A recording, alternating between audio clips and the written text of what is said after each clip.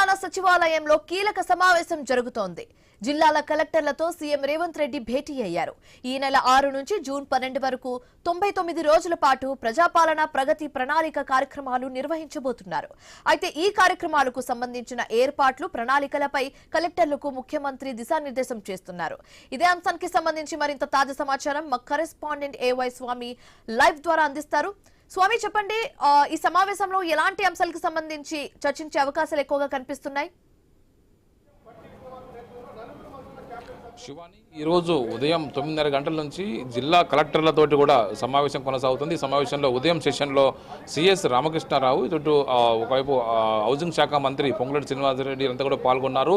మధ్యాహ్నం సెషన్కి ఇప్పుడు సీఎం రేవంత్ రెడ్డి హాజరయ్యారు. తొలుత ఉదయం జరిగినటువంటి సెషన్లో రాష్ట్రంలో ఒకవైపు మే 11 నుంచి ప్రారంభమైనటువంటి జనాభా లెక్కలకు సంబంధించిన ఇష్యూస్తో పాటు ఇటు హౌసింగ్ సంబంధించిన వివిధ అంశాలపైన వారికి దిశానిర్దేశం చేశారు. రాష్ట్ర ప్రభుత్వం తలపెట్టినటువంటి ఫ్లాగ్షిప్ ప్రోగ్రామ్స్ అన్ని కూడా ఖచ్చితంగా క్షేత్రస్థాయిలో అటెండ్ కావాలి. ముఖ్యమంత్రి రాష్ట్ర ప్రభుత్వం కోరుకున్న విధంగా ప్రభుత్వ పథకాలను జనంలోకి తీసుకెళ్లి వాటిని సక్సెస్ చేయ విధంగా పనిచేయాలని చెప్పేసి కూడా కలెక్టర్లకు ఆదేశాలు ఇచ్చారు.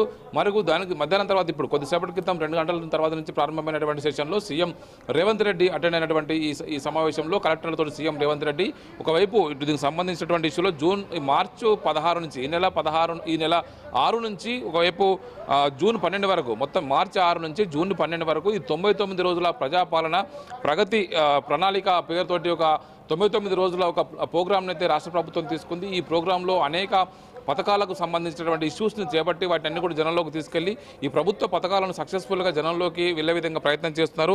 అందులో భాగంగా ముఖ్యమంత్రి వారందరూ కూడా ఈ ఒక దిశానిర్దేశం చేస్తారు. ఒక మంత్రి తుమ్మల నాగేశ్వరరావు తప్ప దాదాపుగా మంత్రులందరూ కూడా హాజరయ్యారు. అదేవిధంగా ప్రభుత్వ సలహాదారులు కూడా ఈ కార్యక్రమానికి హాజరయ్యారు.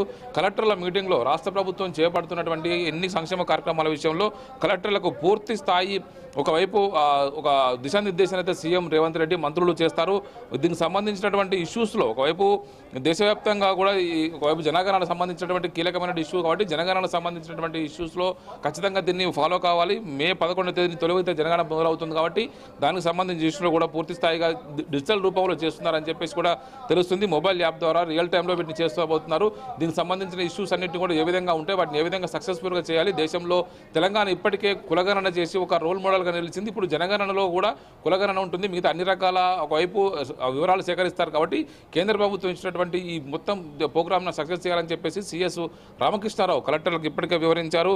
మరోవైపు దీనికి తోడు మిగతా ప్రోగ్రామ్స్ అన్నింటినీ కూడా ఒకవైపు తెలంగాణలో ప్రభుత్వం చేపడుతున్నటువంటి వివిధ ఫ్లాగ్షిప్ ప్రోగ్రామ్స్ అన్నిటి కూడా జనంలోకి తీసుకెళ్లి వాటిని సక్సెస్ఫుల్గా అమలు చేసే విధంగా ప్రయత్నం చేయాలని చెప్పేసి కూడా సూచిస్తున్నారు. మొత్తానికి ఈ ప్రోగ్రామ్స్ అన్నింటినీ కూడా సక్సెస్ఫుల్గా తీసుకెళ్లడంలో కలెక్టర్ల ఆయా జిల్లాల్లో పూర్తి స్థాయిగా పాలనంతా ముందు నడిపిస్తారు కాబట్టి వారికి దీనికి సంబంధించినటువంటి ఇష్యూస్ అన్నింటినీ కూడా వివరిస్తూ ఉన్నారు. ముఖ్యమంత్రి రేవంత్ రెడ్డి ఒకవైపు అంగన్వాడీ పాఠశాలలు కావచ్చు, మరోవైపు వివిధ రకాల కొత్త నిర్మాణాలకు సంబంధించిన ఇష్యూస్ కావచ్చు, వీటన్నిటికి కూడా ముఖ్యమంత్రి రేవంత్ రెడ్డి కలెక్టర్లకు దిశానిర్దేశం చేస్తున్నారు. ఇందులో భాగంగానే వివిధ సంబంధించినటువంటి అంశాలన్నిటి కూడా పార్టీలకు ఒకవైపు ప్రభుత్వము పార్టీకి ఒక సమన్వయం చేసుకుంటూ పోవాలి. వివిధ ఇందిరమ్మ ఇండ్లు లాంటి విషయంలో కూడా మంత్రి పొంగులేటి శ్రీనివాసరెడ్డి లబ్ధిదారులను ఎంపిక చేసే విషయంలో కావచ్చు, వారికి అందజేసే విషయంలో ఖచ్చితంగా ప్రమాణాలు పాటించాలని చెప్పి సూచించారు.